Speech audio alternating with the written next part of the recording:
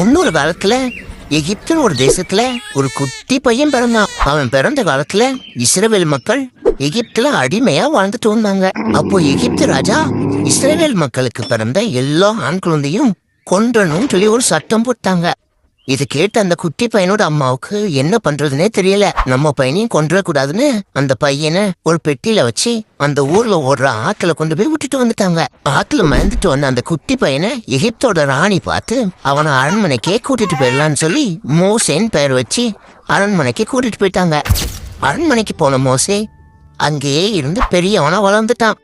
என்னதான் மோசே அரண்மனையில இருந்தாலும் அவனோட நினைப்பு ஃபுல்லா அடிமைப்பட்டிருந்த இஸ்ரவேல் மக்கள் மேலேயே இருந்தது.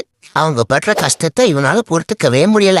அதனால மோசே அரண்மனையில இருக்க பிடிக்காம பாலைவனத்தை நோக்கி போக ஆரம்பிச்சிட்டான். அரண்மனையை விட்டு போன மோசே அப்புறம் என்ன செஞ்சான், இஸ்ரவேல் மக்களை காப்பாத்தினானா இல்லையாங்கிறத நெக்ஸ்ட் பார்ட்ல பார்க்கலாம். பாய்.